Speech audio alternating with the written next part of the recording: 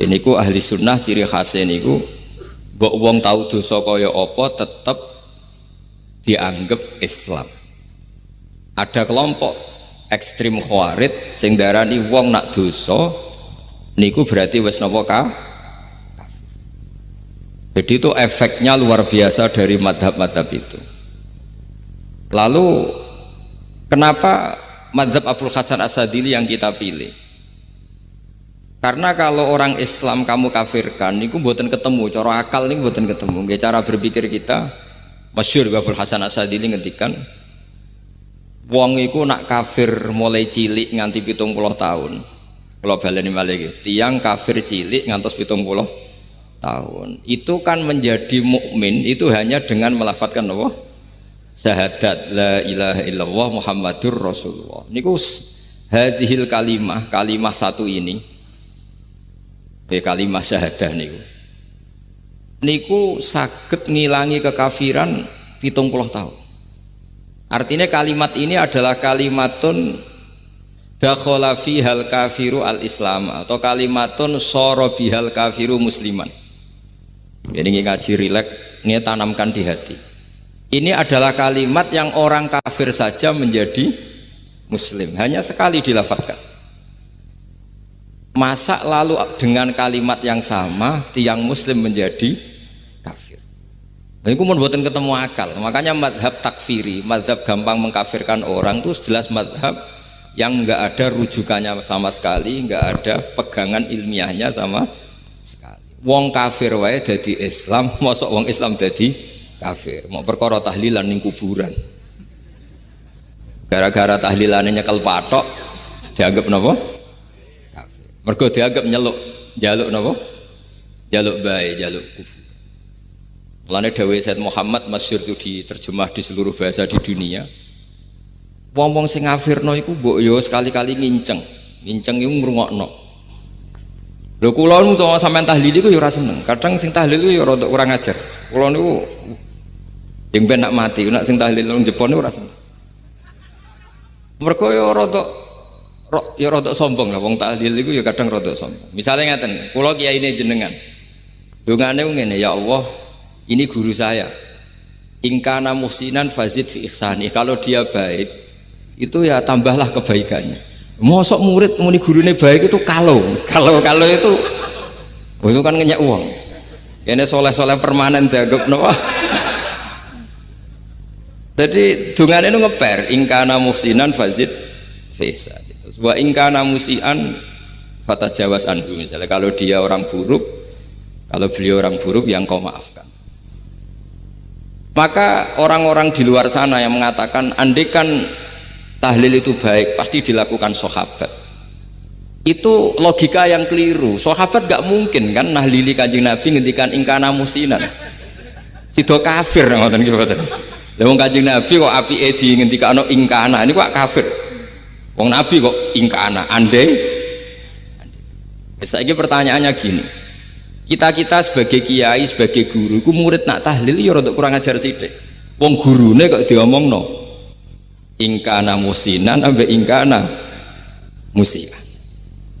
Nah pertanyaannya gini, lepas dari kowe rodok kurang ajar lah dalam tahlil itu rodok kurang ajar karena nyebut guru ora kode kana musinan tapi ingkana musinan. Mestinya kalau sampean sebagai murid kan menapa kode kana musinan, guru saya benar-benar orang baik, bukan ingkana andekan orang baik.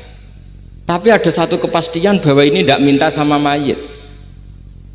Jadi tujuan kalau kita minta mayat itu salah sama sekali. Wong kita datang ke kuburan malah memintakan ampunan untuk mayit. Kok iso darani njaluk iku piye? Ya mergo mau didelok kok adoh ketoke ngatong ya berarti njaluk. Lah ya wong fatwa kok mau berdasar inceng-incengan kok adoh niku. Iku ora jelas ya fatwa ngene. Paham gitu. Terus jenengan kudu yakin, yakin bahwa mazhab kita itu yang benar, bahwa tahlilan di kuburan tidak kafir karena tidak minta ke mayit, malah memintakan untuk mayit atau memintakan ampunan untuk mayit. Cuma redaksi sing rondok ngoten niku dikurangi lah. Nah kangge guru niku nggih dikurangi lah, dikurangi. Ya Allah, jenengan Maha Pengampun, kula suwun guru kula jenengan ampuni. Jadi ampun ngangge donga sing teng salat mayit. Nah, sholat mayit itu kan memang ada sanatnya, memang semua bentuknya seperti itu. Tapi nak ning kuburan, kalau betul nanti itu ngotong Mbah Mun ngoten, ya Allah ini guru saya, engkau anugerahkan beberapa ilmu, beberapa amal yang manfaat untuk orang banyak. Kula suwun jenengan tampi, jenengan dat sing maha pengampun, nggih, jenengan ampuni. Tapi boten ngangge ingkana ini. Angen-angen muga aku dadi kiai ini tersinggung. Murid orang ajar, kok darani gurune apik iku andekan. Ya tapi berhubung ra paham ya alhamdulillah ya do tahlil yang wali songo ya banter-banter nganggo mik. Lah sing kene paham ku ya rada risi, ku piye? Wali songo darani ingkana iku piye wae. Dadi niku mareni, mulane kula suwun nak tahlil nyewa kiai sing alim lah ben rada bener, ben rada bener. Tapi ampun nyewa kula mboten purun. Kalau nu gak ada pondok, jadi buatan saya masyhur susah diundang orang kecuali yang ada hubungan guru, hubungan sarang. Karena beliau lama sekali ngajar di MGS. Beliau Gus Maksum itu lama ngajar di MGS. Jadi saya itu hanya datang di orang-orang yang pernah khidmah di sarang, terus yang pernah keluarga sepuh. Saya datang ke Jakarta ke Pak Quraisy Shihab itu ya karena Pak Quraisy itu lama sekali bikin diskusi tafsir. Akhirnya saya termasuk pengajar di pondok beliau. Jadi faktornya ya hanya karena itu, bukan yang lain. Terus kalau suwun nggih jenengan kedah yakin kalau faham takfiri yang memudahkan mengkafirkan orang lain itu faham yang salah, karena itu bahaya. Terus bahaya kedua secara fikih itu nanti repot. Kalau nanti di salah satu seminar itu sudah mau zuhur, ketemu satu narasumber yang gampang mengkafirkan orang, itu separuh masjid kebetulan mereka banyak yang bisa ngaji itu terus nggak sholat duhur. Tanya sama mereka, lu kok nggak sholat duhur, ini sudah masuk waktu, kan sholat hanya wajib untuk orang muslim, kita akan kafir. Ya karena dikafirkan tadi kan, kalau kita akan dikafirkan. Akhirnya gak kafir, sholat. Efek dari mazhab itu panjang. Kalau betul faham mereka itu betul, berarti yang sudah kafir, orang kafir itu wajib sholat enggak kan? Itu malah panjang kan, karena terus menjadikan orang Islam tidak sholat. Nanti ke masjid tidak boleh, orang kafir nggak boleh masuk masjid. Itu efek fikihnya panjang. Jadi kalau suwun mazhab Abil Hasan Asyadzili niku dipegang. Nah itu madhab beliau itu implementasinya di teng kitab Hikam nih. Karena Hikam itu putu murid yang paling bisa mengimplementasikan, menjelaskan cara pandang madhab Abul Hasan Asyadzili sing dados thariqah Syadziliyah. Terus ketiga, itu cara pandang itu detail itu jelimet. Mesti sampean ora kepikiran. Misalnya begini. Ketika ada orang salah jenengan marah, itu sebenarnya karena salahnya apa karena hal yang lain? Normalnya orang itu berpikir karena salahnya, itu keliru cara Abul Hasan Asyadzili. Pasti kamu marah itu karena ada hal lain. Misalnya kayak pembantu elek keriting mecahno gelas, mesti langsung mbok amuk. Alasannya mecahno gelas. Tapi nek sing mecahno iku wong ayu, kowe iso ngamuk. Kowe iso ngamuk wong ayu. Mecahno gelas lah. Kok gelas lemari, rasa gelas. Sama, kamu janjian sama orang, wongnya nyulayani janji, mesti mbok maki-maki. Katanya jam 10 kok udah datang gini-gini. Nah, tapi kalau yang terlambat itu wong sing ngutangi kowe iso ngamuk orang sing ngutangi kowe. Atau sing terlambat itu komandannya, atasan kamu. Atau kiainya. Nah, artinya gini, ketika kamu marah atas nama terlambat itu sebetulnya karena terlambat atau karena hal lain. Nah, maksiat juga gitu. Cara pikirannya Abul Hasan Asyadzili, ketika kowe roh misalnya cawe itu maco naik ninja atau apa, mesti kowe darani wah seluput suwuk. Tapi nak dikandani, niku putune jenengan. Mesti langsung ya Allah jenengan sepunten. Jadi sebenarnya kita kebencian sama orang lain tuh karena kebetulan tuh tidak keluarga kita. Coba kalau itu keluarga kita, pasti kayak mikir ulang. Kowe gedeng wong ra salat, Mesti sebabnya dua, satu tidak sholat, dua kebetulan itu tidak anak kamu. Kalau itu anak kamu, kamu pasti istighfar berhari-hari untuk dimaafkan Allah, bukan maksud no. Tapi kalau orang lain kue, pertanyaannya sebetulnya kamu benci itu karena tidak sholatnya apa karena plus dia tidak anak kamu? Nah itu pikirannya Abul Hasan apa? Kue ngamuk itu gelas pecah itu perkara itu pecah gelas apa plus yang pecah elek. Nah itu pecundang kita, itu cara pikiran Abul Hasan. Kita ini pecundang itu nggak fair, kenapa? Betul fair.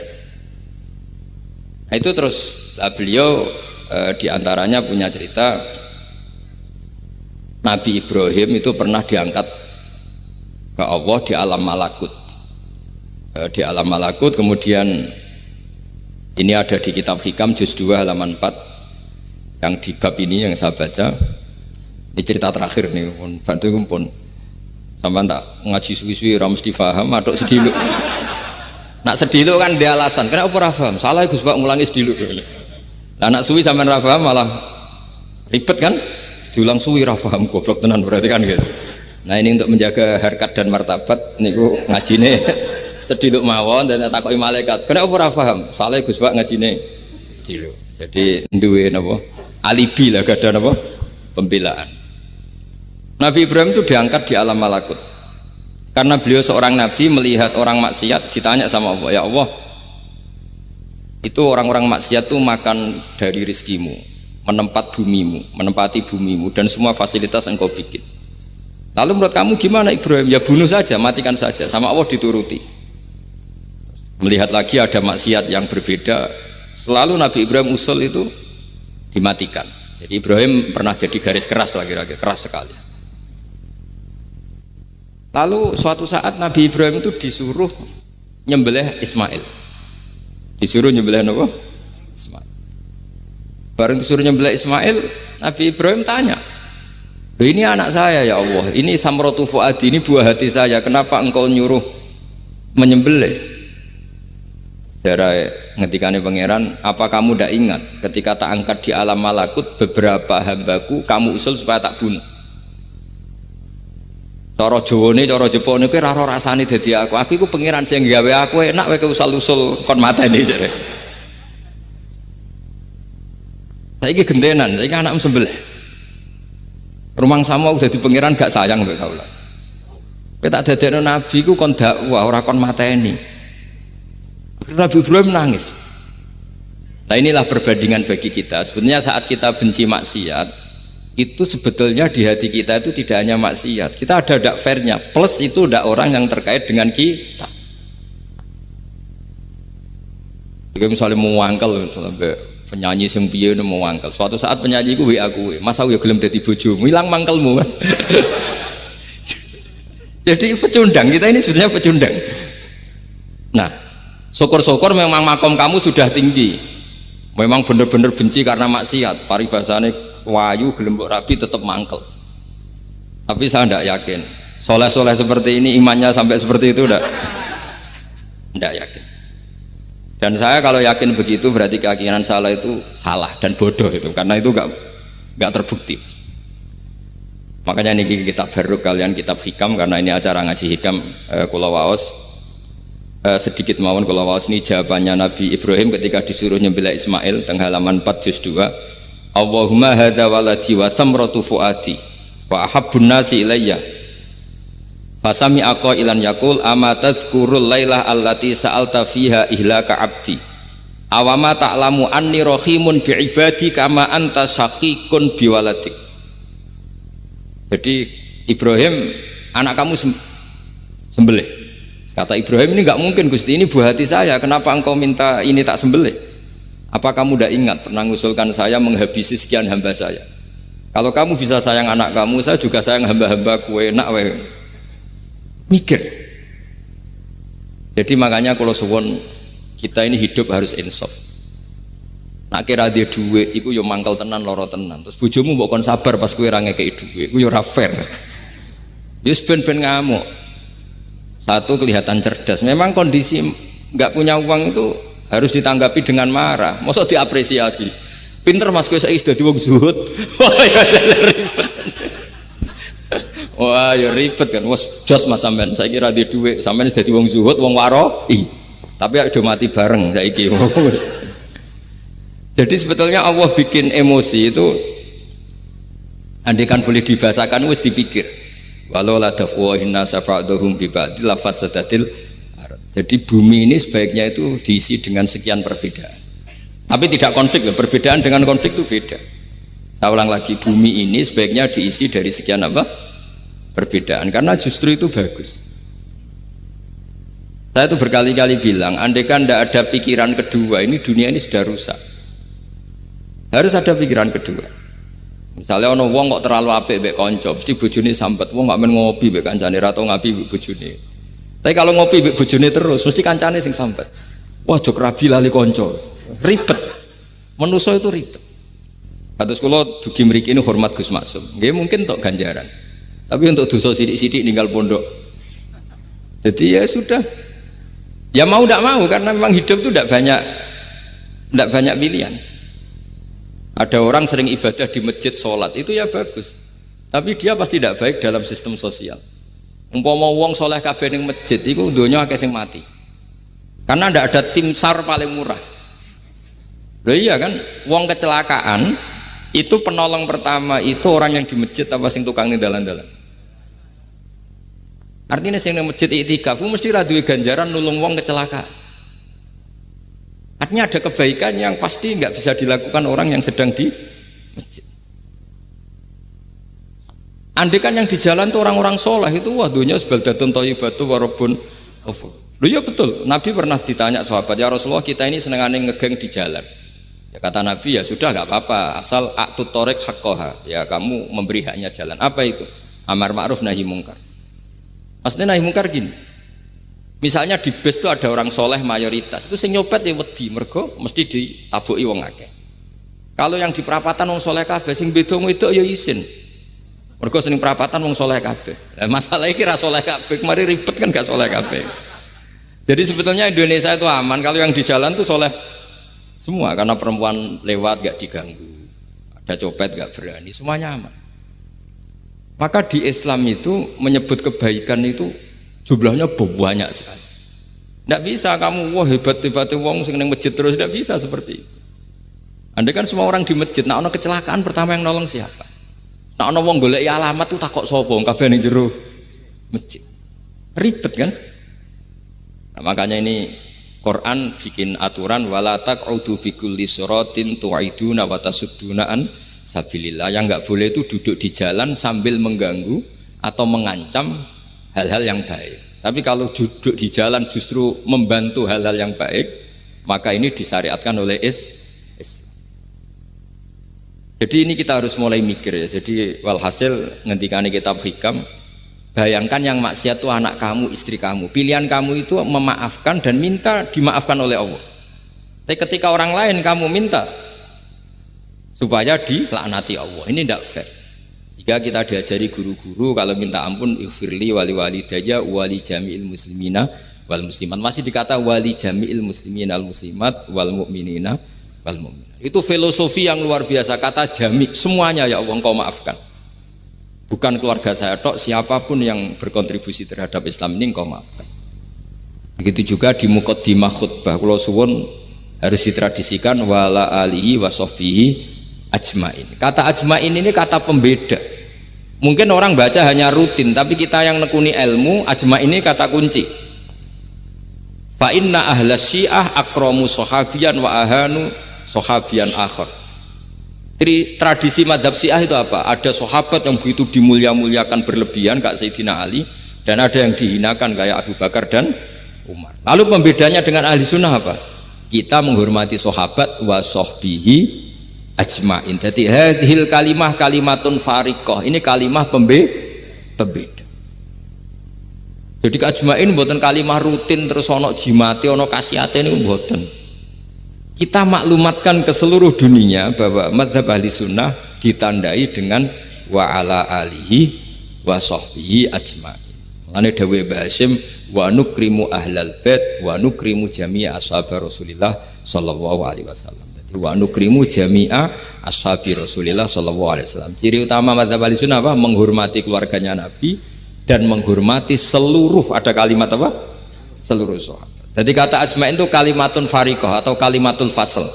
Kalimat yang membedakan mana madhab Syiah dan madhab Ahlussunnah apa?